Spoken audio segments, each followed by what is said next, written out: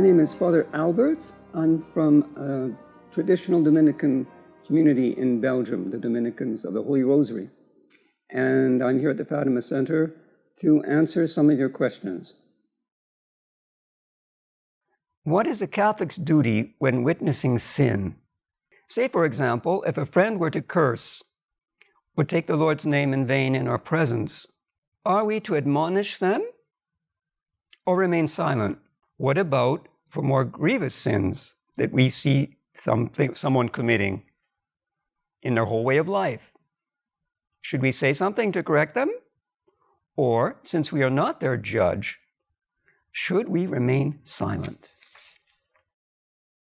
A very good question, very practical. So the answer I'm going to give simply comes from a great Dominican theologian, moral theologian called Father Prumer, who explains in detail the precise answer to this question. In fact, it's the question of what is called fraternal correction. Fraternal correction is something obligatory, believe it or not. It doesn't oblige us in justice, usually, but it does oblige us in charity. Out of charity for our neighbor, at times, we are obliged to correct them. It's our Lord himself who says this in the Gospel. In Matthew chapter 18, verse 15 and following, he explains this commandment. If your brother sins against you, and he goes on to explain what you have to do. And it's, the theologians explain, it's not even if he sins precisely against you, but in general, it's obligatory out of charity to try to help him to save his soul. Because by sinning, he's putting his soul in danger. So St. Thomas Aquinas defines this act of fraternal charity, fraternal correction, saying, and it is an admonition of a brother to amend his sinful ways, which is done out of fraternal charity. Now, there are certain conditions for this act of fraternal correction to be obligatory, but in general, it is. Because we have to try to save the soul of our brother. We can't just, if we saw someone lying on the street in a pool of blood, well, there's a certain obligation to help him, even if we don't have to do it out of justice. He's a brother and he's dying. Similarly, when we see someone commit a sin, per se, there's an obligation of charity to try to help him. But obviously there are certain conditions for it to be obligatory or even to be prudent to do so. Fraternal correction obliges under pain of mortal sin if we have the following conditions. First condition, that the sin that is to be corrected is a grave sin. If it's not, you're not obliged, under pain of mortal sin, to correct it. Second condition is that this correction will be really something useful, that will have an effect, a good effect. Because sometimes, and even often, especially today, if we correct someone for a sin that they're committing, it's not going to do any good. It will even cause harm. And in fact, most of the time that's the case, especially with people that we don't know very well, obviously.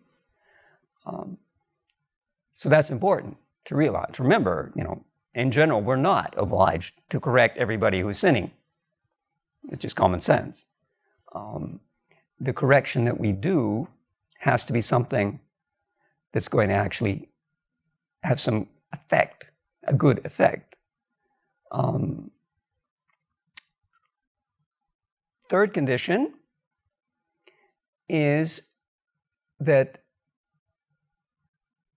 this correction will not involve a grave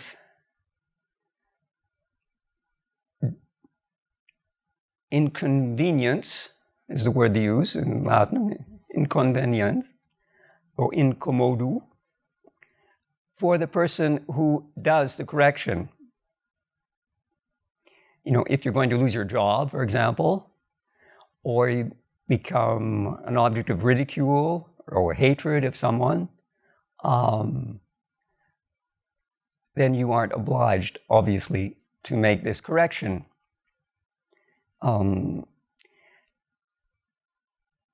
So to know in practice, in a concrete case, if you are obliged to make a correction, you have to sort of weigh the two sides.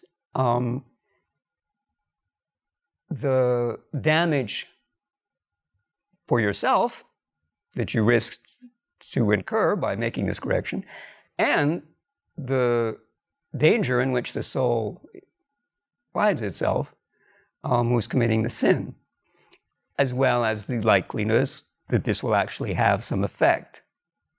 In certain cases, though, there is an obligation, even if you foresee that there's not much chance it will do any good and that there might cause problems for yourself.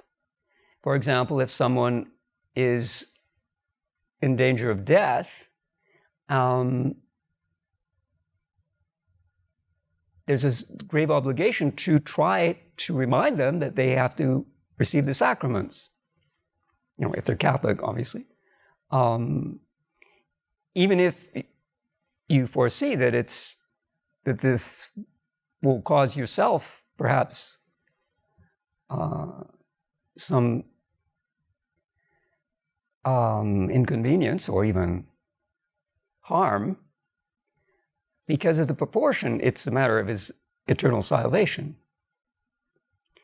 Even if you think there's not much chance it's going to do much good, there has to be some chance, obviously. So you see, it's a matter of judging the proportion. Someone who is a superior of someone else has a greater obligation, obviously, to do this correction.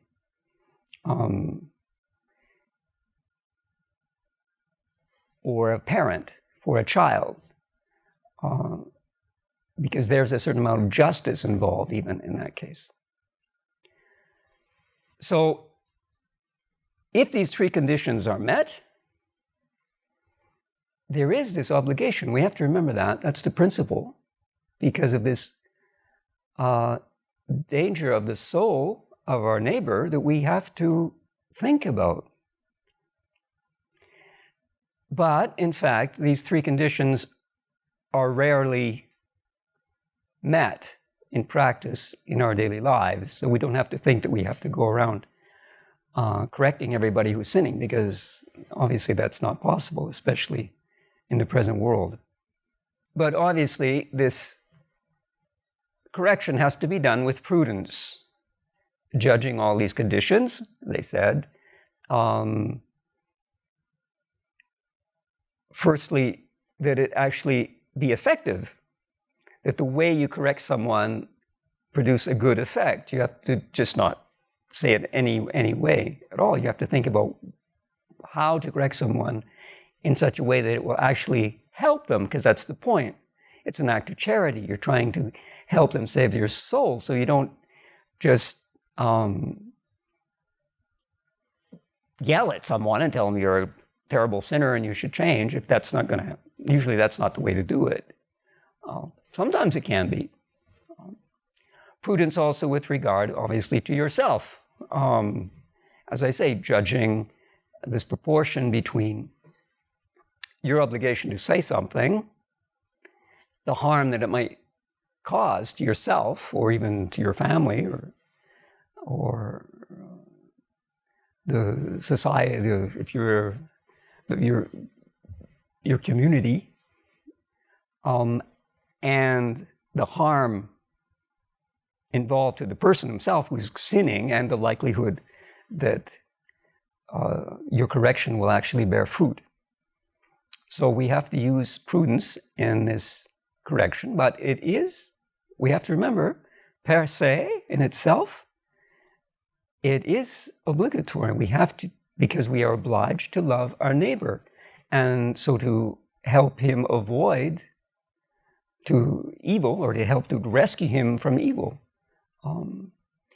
But in practice, it takes a lot of prudence, and in fact, especially today, it doesn't really happen very often that we are actually obliged to correct other people. I hope that answers your question. Pray to Our Lady to enlighten you, to help you. May God bless you.